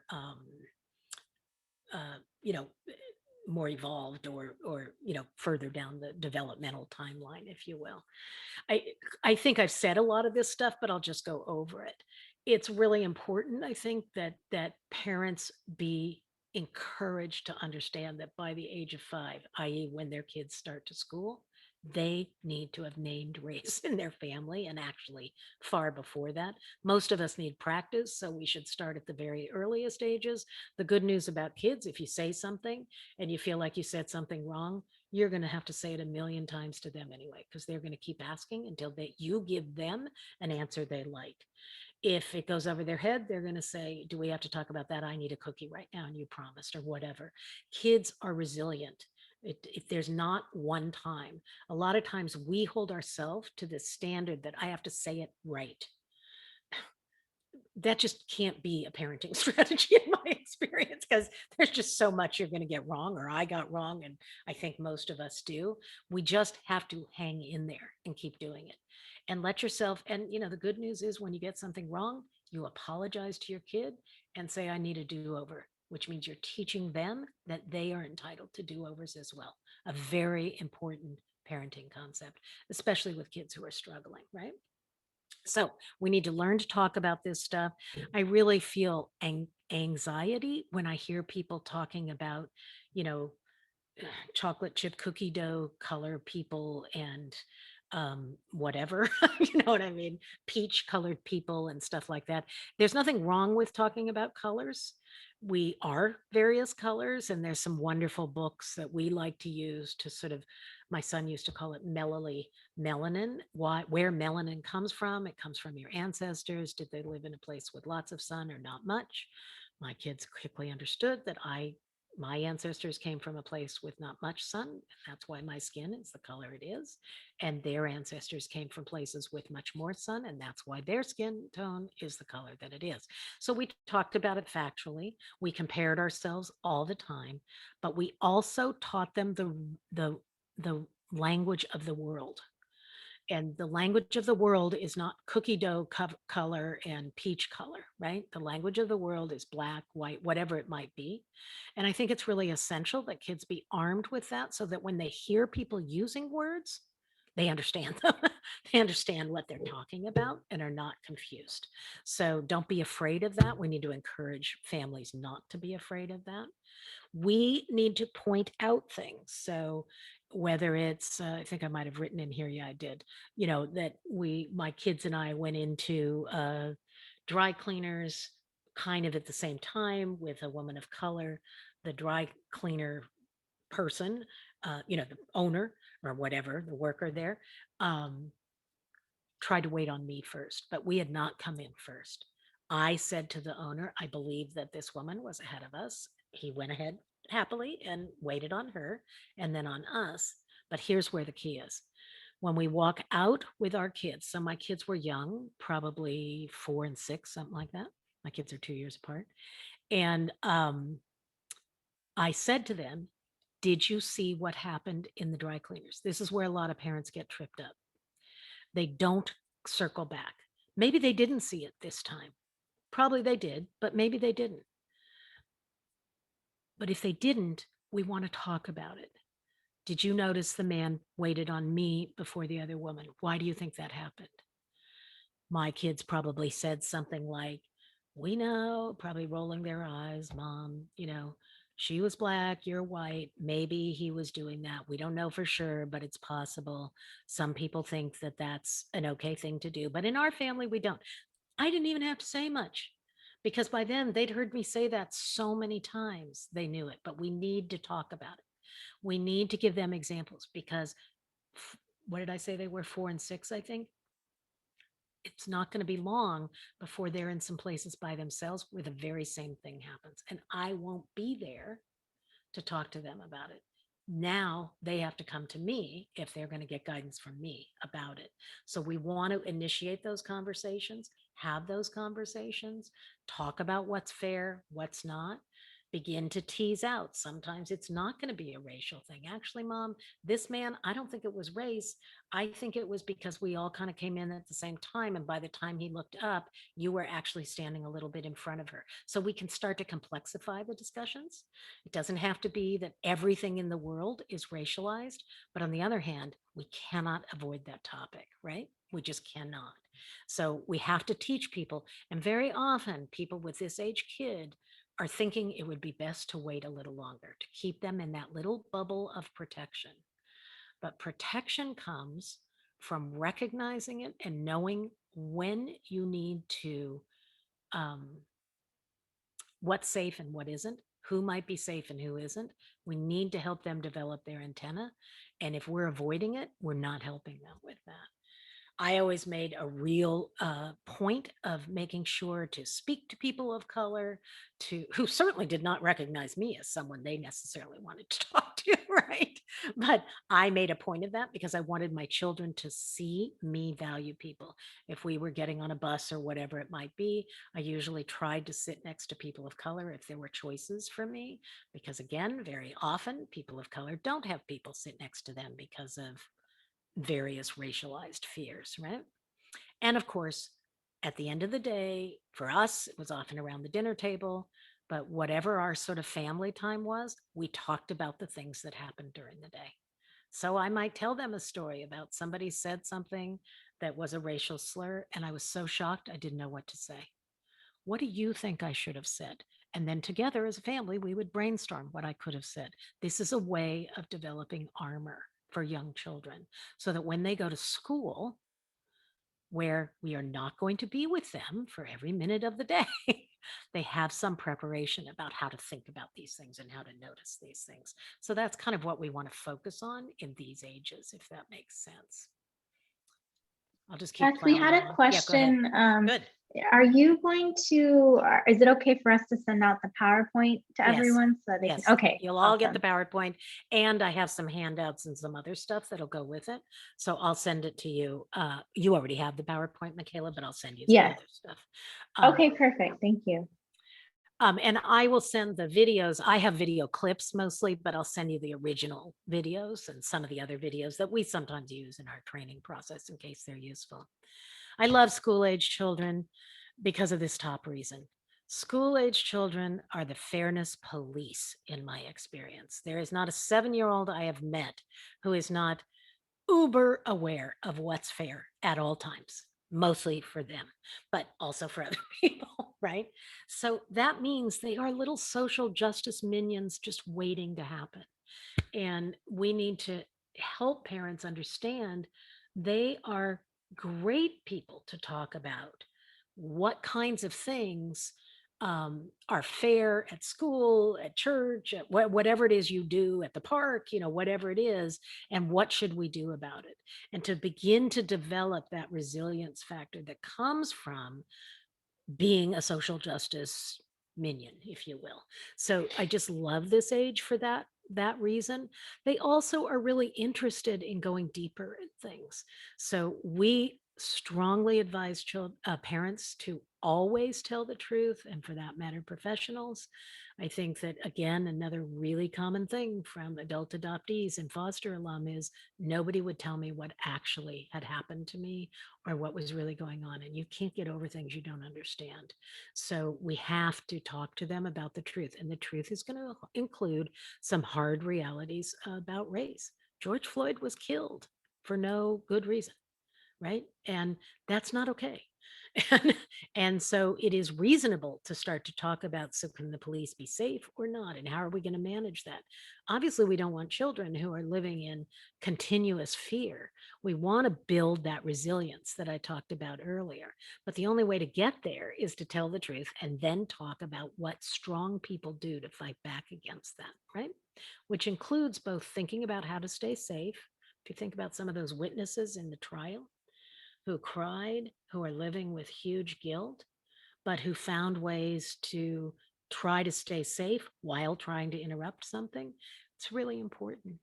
It's also really important for adults to have zero tolerance for racial slurs and microaggressions that we hear.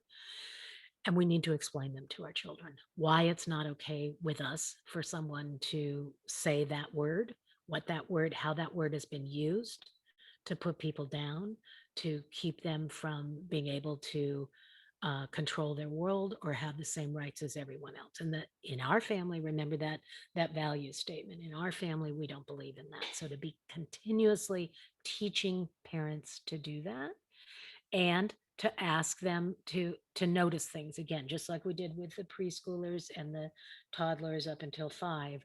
We need to notice things and invite them to notice with us.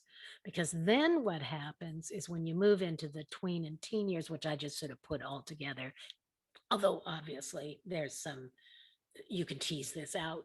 This is very brief. I think Malika is going to talk to you in more detail about this at the next session that we do. But this is the age at which kids now are really ready for these deeper, broader conversations. And we need to remind parents and the caregivers that supporting people is about being willing to have hard conversations, not avoiding them, that we need to give them some agency. So as our kids get older and something happened at school or something happened with another kid, rather than just running in and fixing it ourselves, we need to talk about with them about what they need from us. That does not mean we should not advocate. We should. I think every kid needs to see parents in their school advocating for them because there's many reasons for that. But it also means that we give them some agency in this. We talk to them about what's going to actually help them. And, I have 2 kids, and that's 2 different answers for 2 different humans, right? So my son is a sort of under the radar, get along, go along kind of guy. My daughter was always the pushback, the advocate, sort of the fiery one. They both needed things from us, but not the same exact things all the time. And that made for some wonderful, lively discussions around the dinner table where all 4 of us were participating because they also got to learn that they didn't always have the same response and that there wasn't just one way to react to the same thing, so we can have these conversations. And I think it's super important for adults to bring up their own struggles. I really have a hard time responding when someone says this to me. I don't know what to say, especially if I'm at work. Say, I'm afraid that I might lose my job, or I'm afraid. These are issues your kids are going to face. So the more you can talk about it and how you're going to do things.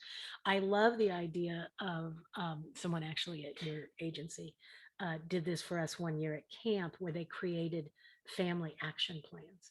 And what we asked is for the kids to come up with, what kind of fight back activism do you think your family could do? And then go to their parents and say, we could be doing this. Why aren't we? What a wonderful thing to have kids have agency in deciding. So maybe you're not a march person and you're not going to go march with, I don't know what, Black Lives Matter or something, if that's sort of your jam. But maybe you are someone, or they are someone who says it's not right. I just heard some advertisement as part of the Olympics with what's her name? Her last name, I think, is Manuel. She's an African-American woman that goes to Stanford, talking about what it meant for her to be a swimmer. She's an elite swimmer in a sport where, 99% of the people in the sport are white, and how she's navigated that, and why to her it feels like a kind of activism, because she's pushing against boundaries and stereotypes. So there's all kinds of ways to do that, but we all need to be doing that. It needs to be, and these kids at this age, do you guys know who Oscar Grant is? He was killed up here on a BART station, well, at least 10 years ago, probably 15. My kids were in late high school, I think. And he was killed by a BART officer, which is not even a full, not like a city police officer, but for this underground that we have up here. And he was shot in the back when he was cuffed behind his back. So there was no way he was hurting someone in that moment. And when that happened, my kids both immediately texted me, or I think at that time it was chatted me, or whatever was the thing for teenagers at that moment. And, did you see this? Did you see this? Part of that is them understanding, again, do you have my back? Do you understand that was me on the BART platform that got shot in the back? It wasn't just Oscar Grant, right? They understood that, and they needed me to reassert that I understood it. I'm sure we watched that video. It was our local BART station. He lived in our personal neighborhood. So, it was something. And if you've not seen it, there's a movie called Fruitvale Station, which is about him and that shooting. And, they needed to know, once again, that I understood this is personal for them in a way that they can't always be sure it's going to be personal for me, right? So what we want to do is be allies, take a subordinate role, be like their executive supporter. What can I do now? What do you need from me? This is amazing, this idea you have of how you're going to handle it, whatever it is. What can I do to help? Rather than me just going in and figuring it all out for them, they are developing their resilience muscles in all the years, but especially in these years. And if you're not careful, they'll go underground and you won't hear from them. And that's not good. You want them to have adult interaction and therefore, hopefully, good guidance during these times, which makes mentors and other folks important too, because sometimes parents or caregivers are not always responded to with complete trust, or part of their job is to individuate, and that's especially complicated for adopted kids and foster youth because of the family interruptions they've experienced in the past. So we need allies at this point, but they do too, and that needs to be us first and foremost. They need to know we have their back no matter what. So we need to talk about stuff. Often I find with this age kid, parents want to say, what's happening to you at school? Have you seen this at your school? Kids will almost always shut down to those kind of questions. But if you say, I read about something where a bunch of schools are doing this, do you know anything about that? You see how that kind of question approaches them as the expert? in their life and their experience, much more likely to share that way. It's not asking them what may or may not have personally happened to them. Hopefully that comes, but it starts with a wider discussion of what's going on in general. You know, I'm old, so I don't know. Is this actually what teenagers are doing these days?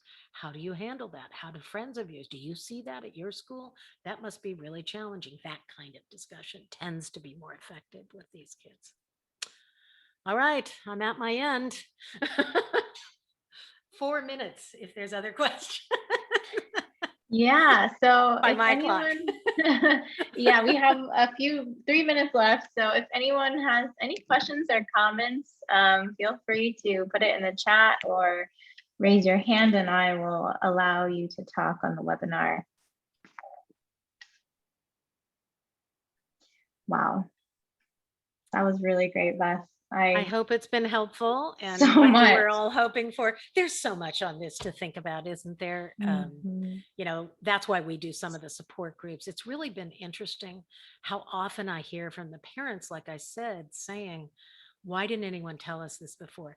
I'm not sure they didn't hear some of it before, but we also have to remind ourselves, sometimes you're ready to hear something and sometimes you're not, right?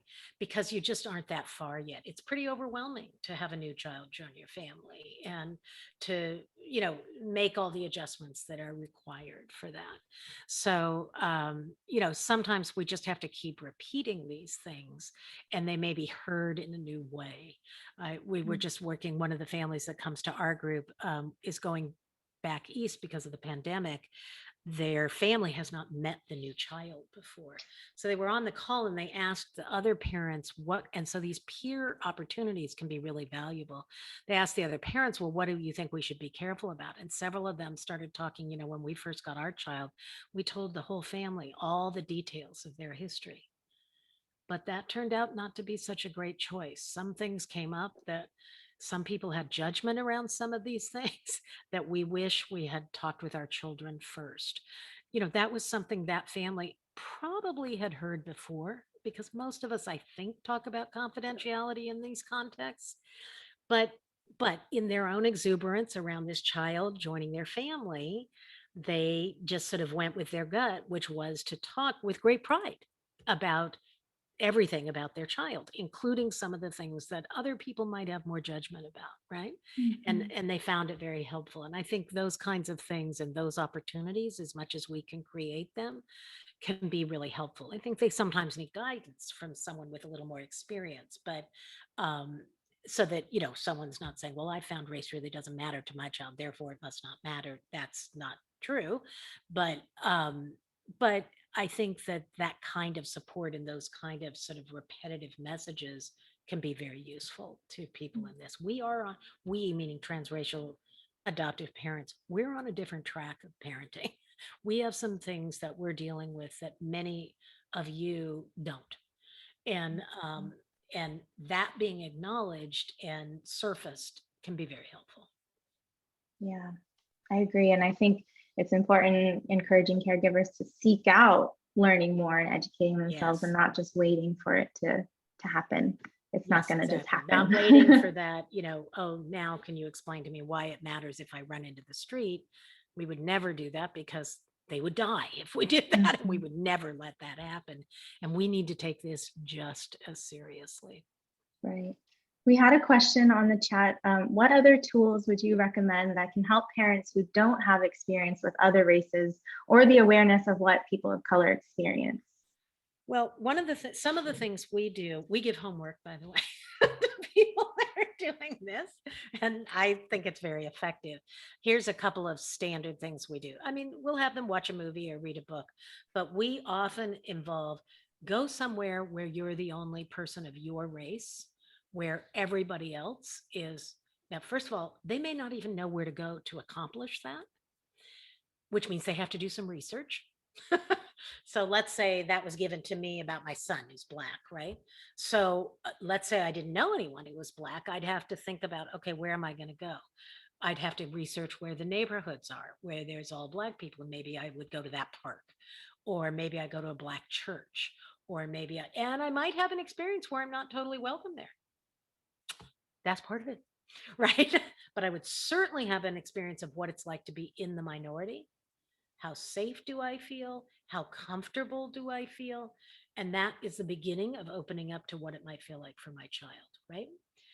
Other things we do is we'll assign people that don't have much contact to have, at least 6 people over for a dinner party in their home. That might be more challenging during COVID, but you get the idea. All of whom are people of color. Again, many people have never done something like that and would be challenged to do it. Just that experience would be something.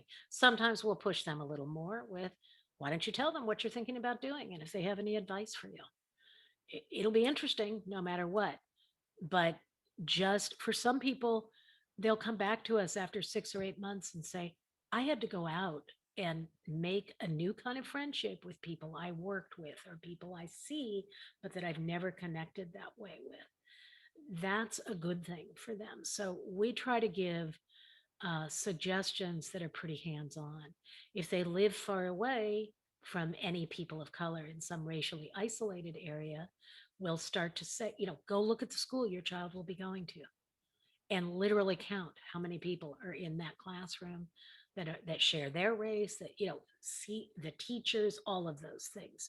So often it's that kind of active research where they're beginning to think it doesn't take much to figure out. Most of us would not place a child we had that was identifying as a girl in an all male school because we would understand they might not be getting the sustenance and mentorship that they need and peer relationships that they need. So why would we do that with a person of color and isolate them in that way? Because isolation generally is challenging for all of us. And that's not about race in particular. It's true of all isolation. We tend to notice isolation. We tend not to feel as confident or as authentically what we are if we're not having mirrors and windows to those experiences, right? So it's not going to happen just through books. So we'll do some of that, but most of our homework kind of education involves things like this, where people are pushed to do things that are out of their comfort zone. Because that's what we as parents have to do. If we don't have skill sets, they can be developed. Maybe not as easily, my personal feeling, it's easier for children to be adopted into same race families. Just because they avoid all the questions, right? And these are triggering questions because they relate to the trauma of losing their previous family. But it is possible to transracially adopt and make sure that kids remain connected to their racial identity. And that's our job. Yeah, absolutely. Well, thank you so much for being with us again, Beth. It was such a good training. I'll send something off to you sometime today. Can't promise it'll be in the next 5 minutes, but it'll be in the next 24 hours. No worries. Michaela, I assume you'll send it out to everybody. Yes. So everyone, as soon as you X out of this training, it'll pop up a screen with a survey. So if you fill out that survey, you'll get an automatic email with the certificate of completion. And then also in a day or two, you'll receive a follow-up email that will include the recording to the session, as well as the PowerPoints and handouts that Beth mentioned. So if you have any follow-up questions, feel free to type them in the survey or email us. We're always in connection with Beth. So if you have any questions after that you think of, is here too. If you want to email me. Oh yeah, let me type I will that in respond. the chat. Maybe not instantaneously, but but I'm pretty good about email and getting back to people. So feel free to ask if there's things you're interested in. But I'll be sending out a whole slew of things that we use, that we like, to Michaela. Perfect. Thanks, you guys. Thank you all so much. Hope to meet you all face to face someday. Oh, that would be so nice. Stay healthy Beth, and safe. Thank you. You too. Bye, everyone. Enjoy the rest of the day. Everybody. Beth, it Take was care. wonderful. Good.